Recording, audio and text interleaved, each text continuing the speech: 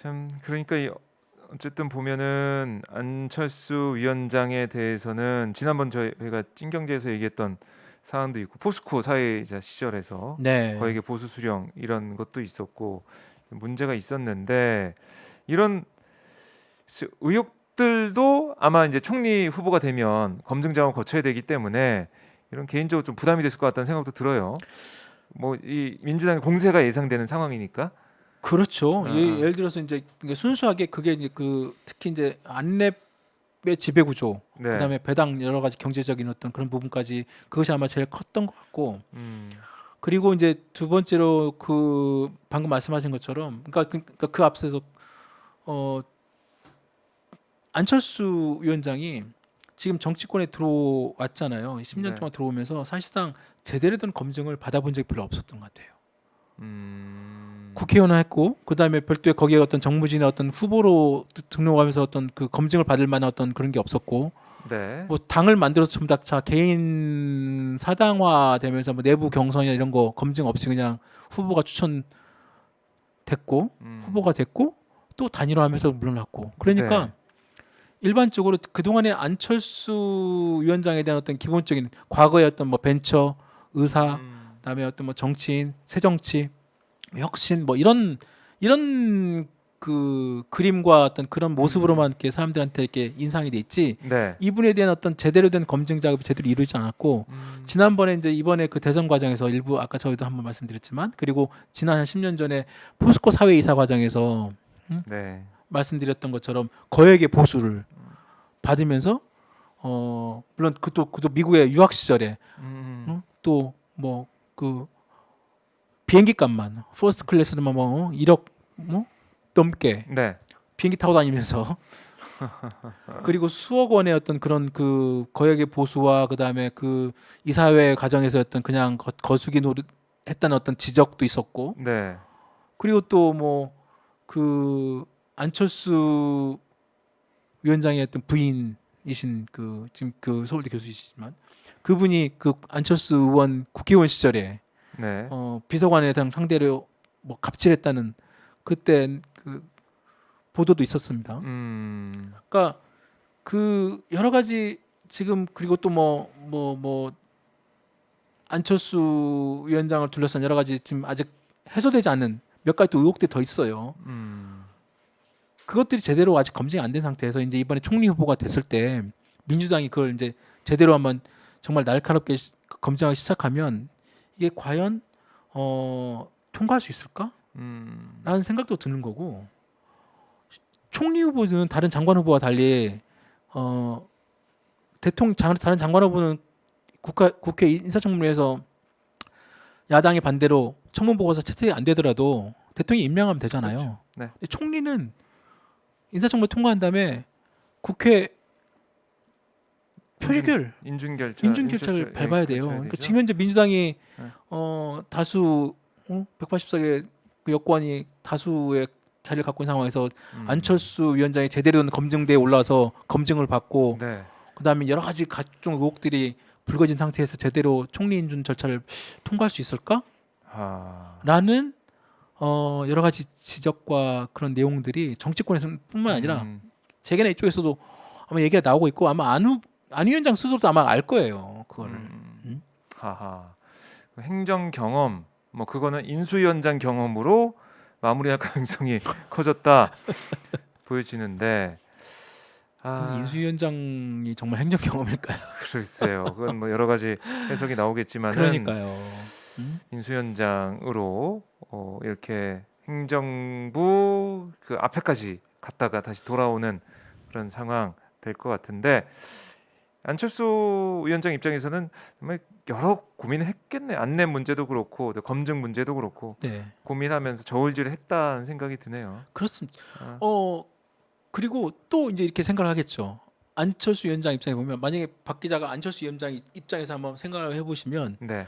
내가 진짜 매달 한 1억씩 들어오는 그 돈도 포기해야 되고, 음, 내가 진짜 몸 바쳐서 내가 만들어놨던 회사도 어떻게 보면 날아갈 수도 있고, 네. 어? 경영권이 넘어가 버려가지고. 그럼요. 물론 그 지분 매각에 대한 뭐 돈은 일정 부분 현금은 뭐 줄 수 있겠으나, 그 다음에 음, 회사도 날리고, 그 다음에 어 그 사실상 자기의 어떤 그 뿌리라고 같은 그 회사가 날라가고 그다음에 뭐 지금 모든 검증대에 올랐을 때 자기의 어떤 여러 가지 과거에 온갖 여러 의혹과 치부들이 드러났을 경우에 입게 되었던 그런 뭐 도덕적인 어떤 그런 측면 아마 안철수 위원장 같은 분들은 오히려 그게 굉장히 쉽지 않을 거예요.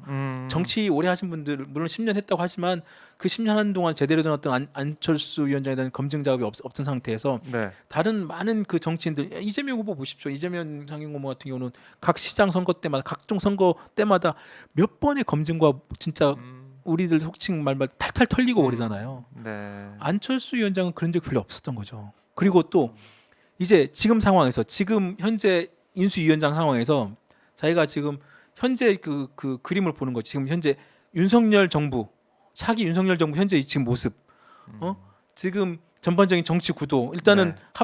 합당하기로 했고 자기는 인수위원장 됐고 그런데 총리를 만약에 진짜 우여곡절 통해 가지고 총리가 됐다고 치더라도 총리가 됐을 때 생각했던 경제적 이득 자기가 지금 이걸 이제 경제로 보면 기회비용이라고 하는데 내가 회사도 다 포기하고 다 날리고 하면서 얻은 게 총리라고 하면 네. 그러면 지금 현재 총리가 됐을 경우에 그 온갖 또 도덕성 막 엄청 되게 뭐 이렇게 맞고 총리가 된 다음에 이제 이끌어 가야 될 거 아니에요? 네. 그러면 지금 상황에서 지금 윤석열 후보가 아니죠. 윤석열 당선인 윤석열 정부의 지금 국민 지지율이 어떻습니까? 계속 떨어지고 있죠 지금. 30%대 조사도 나오고 있어요. 그러니까요. 지금 뭐 말도 안 되는 이상한 청와대 뭐 용산 이전 그 건으로 거의 보름을 시간 다 잡아먹고 전반적인 국민적 여론이 다른 어떤 그 초기 정부 출범 이후에 최저의 지지율을 기록하고 있잖아요. 그리고 거기에서 총리를 맡아. 거기에서 총리를 맡아서 네. 또 각종 지금 인수해서 만들고 있는 정부 조직법, 정부 조직 개편안 온갖 법정을 갖다가 법률을 갖다 개정해야 되는 그런 부분들을 갖다가 자기가 총리로 총대 메고 지금 국회에서 해야 돼요. 그렇네요.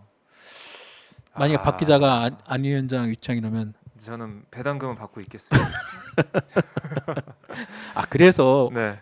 어제 저는 기자회견할 때 안철수 위원장이 기자들한테 한 마이크 아주 인상이 남는 게 자기가 이제 작년부터 서울시장 때부터 선거를 지금 두 번을 너무 어마어마한 그 큰 걸 해가지고 너무 힘들다. 지금 사실상 좀 재충전 시장을 갖고 싶다. 네. 그거 예전에 한번 들었던 얘기예요. 저기 2017년에 대선 때도 문재인 후보 끝나고 제가 미국으로 건너갔잖아요. 재충전 시장 좀 갖고 싶다고 하고. 그랬던 것 같습니다. 그랬어. 그게 이제 네. 문 후보를 위해서도 뭐 자기가 뭐 문을 피해 주는 게 맞다 생각하고 뭐 얘기하면서 빠졌거든요. 네. 이번에 똑같은 얘기를 하고 있는 거예요. 우리 그 윤석열 당선을 위해서 자기가 총리직 이런 거 하지 않고 그냥 자기는 재충전을 해서 좀 빠지겠다. 네. 라면서 빠지는 거예요. 또 빠지고 가서 또 있다가 이제 지금 당장은 또 지금 이준석 대표가 당 대표니까 또 아, 기간도 딱 정해져 있고 같이 있게 되면 좀 껄끄럽고 불편하죠. 그렇죠. 이준석 당 대표하고 안철수 위원장하고 사이는 이미 다 많은 사람들이 알려진 것처럼 네. 만만치 않잖아요. 다 이준석 당 대표 옛날 그 안철수 단일화 과정에 얼마나 많이 이준석 대표가 그 당시 안 후보에 대해서 얼마나 많이 그렇죠. 그 얘기를 많이 했습니까? 안 좋은 얘기를. 그럼 결국은 미국으로 그렇죠. 미국으로 이제 막 독일로 어디로 갈까요? 아마 미국으로 갈 거예요. 거기 딸이 있으니까 딸도 공부하고 있고 아마 미국으로 갈 것 같고 네. 미국 갔다가 한 6개월이든 뭐 좀 있다가 좀 상황 봐서 이제 윤석열 정부 초기 1년 정도 그게 취임덕이 됐든 뭐 어떤 됐든 상황을 보고 자연스럽게 이제 지방선거 내용도 좀 보고 자기가 뛰지도 않고 대신에 이번에 초기 내각 때 과학기술부나 이쪽 경제 쪽에 자기가 사람들 굉장히 추천한다고 했잖아요. 네. 추천할 겁니다 아마 분명히. 아, 충분히 자기가 뭐 주변 중심으로. 예. 그러니까 자기가 누릴 수 있는 권한은 권한대로 누리고 인수위 시절 가장 좋을 때 해피할 때 네. 인수위 때 뭐 정부 구상도 하고 뭐 정작 정말로 이제 피 터지게 이제 야당과 싸우고 총리로서 역할을 하고 행정부에 뭐 그걸 조정을 하고 적극적으로 윤석열 정부 초기를 갖다가 이끌어갈 어떤 역할 그거는 제가 보기에는 빠지는 게 아닌가. 빠지고 그렇죠. 빠졌다가 이제 1년 후 당권 이제 잡기 위해서 그렇죠. 온다. 이제 당권 이제 이준석 대표 물러날 때 맞춰서 네. 당권 잡으러 오는 게 낫죠. 그때는 또 당권 잡을 때 또 검증도 안 하잖아요. 뭐 네. 안 후보 그렇죠. 이거 뭐- 백지신탁해야 되는 거 아니니까. 그렇죠. 그때는 백신당 그거 아니니까 또 그대로 주식 갖고 있으면서 이제 당 대표 하시고 하시면서 대권을 준비한다. 그다음에 총선 있잖아요. 아, 총선 2년 뒤에 있는 당 대표를 총선. 하면서 총선에서 자기 사람들 또 해서 승리를 하고. 승리하고 그다음에 이제 대통령으로 네. 그런 그림이 이미 이게 딱 그려지는 거죠. 아, 음. 근데 그런 생각도 있어요. 저희 이제 경경님께서 댓글 달아주셨는데 기자님 우리 설득하시는 거냐? 안철수 뜻이라고 국민의힘 당 뜻 아니라고 이렇게 말씀하시는데 이건 그런 얘기죠. 권성동 의원이 네. 이게 아니 너무 욕심 부리는 거 아니냐? 안철수 위원장도 하고 총리하고 두 개 다 하는 경우가 어딨냐라고 하면서 이제 비판했죠. 뭐 총리 하는 건 욕심에 지나친 거다.